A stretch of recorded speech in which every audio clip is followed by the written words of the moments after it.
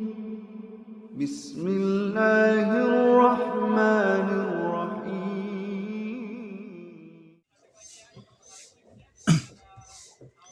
Assalamualaikum warahmatullahi wabarakatuh. Sobat-sobat, kita bersama lagi di channel saya dalam dakwah Islam pencerahan. Sobat-sobat, ya, dakwah salafi yang sering dengan nada pelecehan yang menentang, menyebutnya sebagai Wahhabi. Dakwah kembali kepada Al-Quran dan Sunnah Nabi. Dakwah pencerahan. Ini banyak ditakuti oleh mereka yang menolak, mereka yang akhirnya menolak, mereka yang akhirnya menentang, melakukan perlawanan dengan berbagai upaya dan cara. Mereka takut dengan dakwah ini sehingga harus dihalangi dan bahkan dibubarkan, sobat-sobat. Lalu sebenarnya apakah yang membuat mereka takut, yang membuat mereka menolak, menentang, melakukan perlawanan, sobat-sobat, terhadap dakwah ini?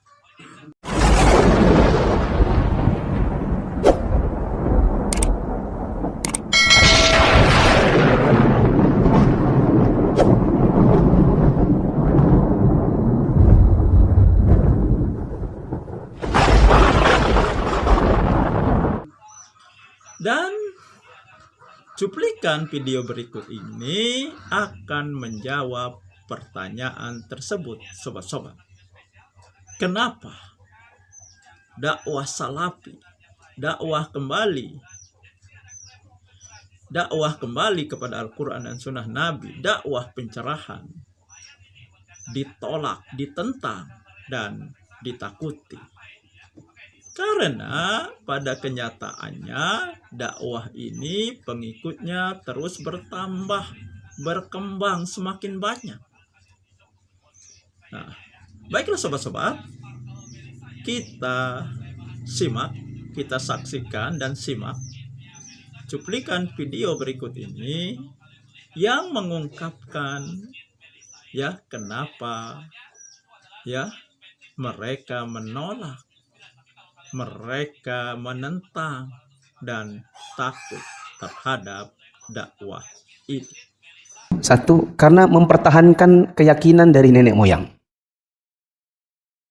Sementara dakwah salaf itu maunya kembali kepada Islam yang asli. Di antara yang benci dengan dakwah salaf adalah yang mereka beragama dengan kembali kepada nenek moyang. Mempertahankan keyakinan dari nenek-neneknya. Makanya dalam dakwah salaf itu ditentang namanya pemali, kepohonan, apalagi ketulahan, apalagi khurafat.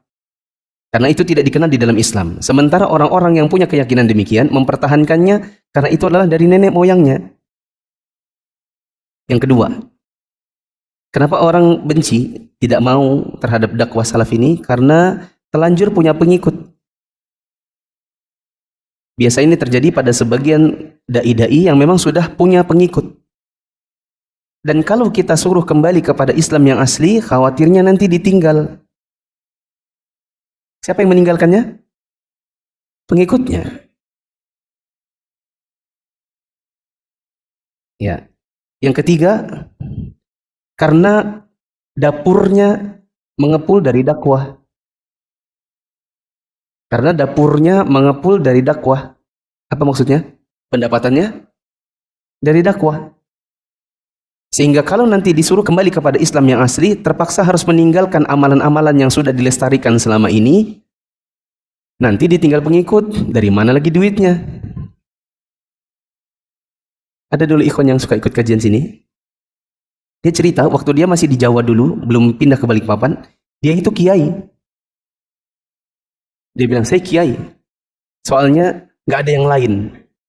Karena kan kiai itu berasal dari kata ikiai. Ikiai, kiai, kiai, kiai. Apa artinya kiai? Ini aja sudah. Karena di kampung saya, nggak ada yang lebih pintar baca-baca doa selain saya. Dan kemampuan saya memang baca doa. Nah, ikiai, ikiai, ikiai. Lama-lama saya jadi kiai, karena nggak ada yang lain. Ya. Saya Ustadz, kalau habis baca-baca doa, saya tidak punya ilmu. Kemampuan saya hanya komat kami soal doa. Kadang-kadang mereka amin, amin, nggak tahu apa yang saya baca. Kalau saya pulang dari acara baca doa, weh, amplop, besek, tahu besek ya? Nah, pokoknya dihormati orang. Oh, duit saya banyak dari situ. Begitu saya kemarin pulang dari sini, terus dilihat orang kok berubah, ditinggalkan. Ya orang nggak mau lagi pakai, ini berubah nih jadi Wahabi kayaknya. Balik dari Balikpapan jadi Wahabi. Apa yang terjadi? Ya sudah, nggak ada pendapatan. Nah, sebagian orang kalau dia disuruh kembali kepada Islam yang asli, mau ndak mau meninggalkan adat istiadat yang sudah dilestarikan selama ini, yang biasa dibuat nanti acara-acara tertentu setelah kematian, acara tahunan, 1000 harian dan lain-lain. Dan akhirnya kalau meninggalkan ini, hilang juga jobnya, job baca doanya, job ceramahnya. Kalau sudah hilang job-jobnya, hilang apanya? Penghasilannya. Dari mana mengepul kalau gitu dapurnya? Makanya orang takut. Ya, karena di sebagian daerah, dakwah salaf ini menghilangkan job mereka. Khawatir bertentangan dengan keluarga dan teman. Takut bertentangan dengan keluarga dan teman. Memang sebagian orang, tipikalnya orang pragmatis. Yaitu kepribadian orang yang sukanya damai, tidak suka bertentangan dengan orang. Sementara kalau ikut kajian sunnah, dibawa untuk bertentangan dengan apa yang biasa terjadi di masyarakat. Ketika hadir, duduk kajian seperti ini, dengerin ustadznya, pusing dia bilang, kok keras ya? Terus ini nggak boleh, itu nggak boleh. 1000 harian nggak ada, tahlilan nggak ada, ini nggak ada, sholawatan nggak bisa. Sementara keluargaku, tetanggaku, di masjidku begitu semua. Waduh. Bertentangan hatinya antara mau ikut yang ini atau memilih terpaksa masuk dalam bertentangan dengan keluarga dan temannya. Mana yang dia pilih? Bagi sebagian orang, akhirnya dia lebih memilih untuk, sudahlah, daripada ikut-ikut yang seperti ini dan akhirnya bertentangan, tidak usah sudah ikut-ikutan. Nah, dia takut. Itu namanya kepribadian pragmatis. Ya, khawatir bertentangan dengan orang. Dia bilang, sudahlah, kita ini damai-damai aja, saling menghormati aja. Tidak usah terlalu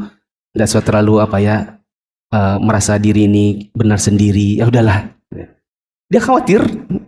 Maka dia menentang dan akhirnya tidak mau mengikuti dakwah salaf. Nah, itulah sobat-sobat, ya, cuplikan video yang mengungkapkan, menjawab, ya, kenapa dakwah salafi, dakwah kembali kepada Al-Quran dan Sunnah Nabi, dakwah pencerahan ditolak, ditentang, ditakuti. Demikian sobat-sobat.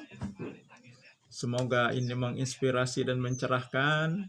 Nasrum minallahi wa fathun qarib. Wassalamualaikum warahmatullahi wabarakatuh.